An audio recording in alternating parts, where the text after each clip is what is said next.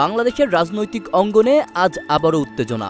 প্রধান উপদেষ্টা ডক্টর মোহাম্মদ ইউনূসের পদত্যাগ সংক্রান্ত একটি পোস্টকে ঘিরে তৈরি হয়েছে বিভ্রান্তি, আলোচনা এবং পরবর্তীতে ব্যাখ্যা।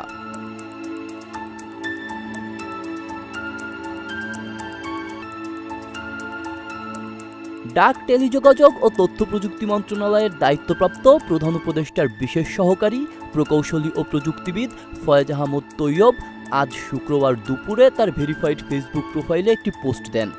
সেখানে তিনি সাফ জানিয়ে দেন, প্রধান উপদেষ্টা ডক্টর মোহাম্মদ ইউনূস পদত্যাগ করছেন না।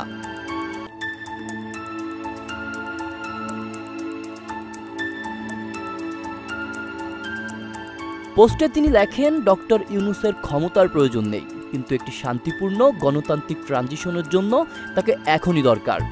তার মতে ক্যাবিনেটকে আরও গতিশীল করতে হবে, সরকারকে হতে হবে আরও কার্যকর, উপদেষ্টাদেরকে নিতে হবে আরও বেশি দায়িত্ব। দৃশ্যমান অগ্রগতি জনগণের সামনে তুলে ধরার বিষয়েও জোরালো আহ্বান জানান তিনি।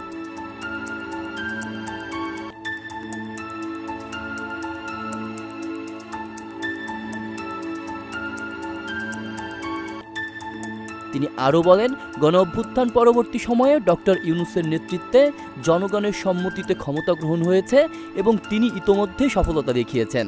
আন্তর্জাতিক সম্প্রদায়ের কাছে তার সম্মান রক্ষা করাও আমাদের দায়িত্ব।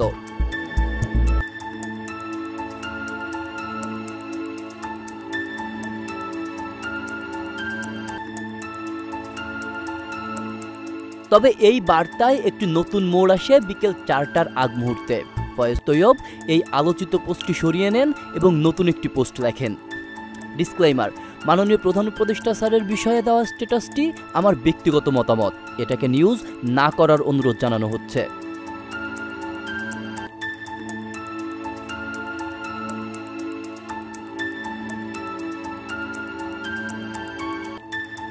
এতে স্পষ্ট হয় দুপুরের পোস্টটি কোনো সরকারি অবস্থান নয়, বরং এটি ছিল ফয়েজ তৈয়বের ব্যক্তিগত বিশ্লেষণ। তবে সেটি যেহেতু একজন উচ্চপদস্থ বিশেষ সহকারীর ভেরিফাইড প্রোফাইল থেকে দেওয়া হয়েছিল, তাই এর প্রভাব পড়ে দেশের গণমাধ্যম এবং সামাজিক মাধ্যমে।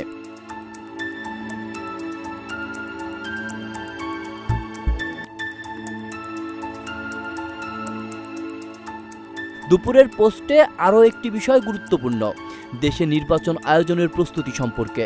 তিনি আশা প্রকাশ করেন, প্রয়োজনীয় প্রস্তুতি শেষে এপ্রিল-মে মাসেই নির্বাচন অনুষ্ঠিত হতে পারে।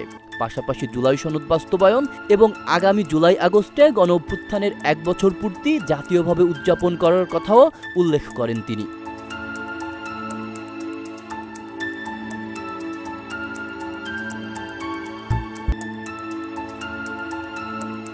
এ ঘটনাটি একদিকে যেমন প্রশাসনিক স্বচ্ছতা ও রাজনৈতিক স্পষ্টতার প্রয়োজনীয়তা সামনে নিয়ে এসেছে, তেমনি দেখিয়েছে বর্তমান পরিস্থিতিতে একজন সহকারীর ব্যক্তিগত মতামত কিভাবে জাতীয় পর্যায়ে আলোচনার জন্ম দিতে পারে। আব্দুল্লাহ রফসান জনি, ঢাকা প্রকাশ।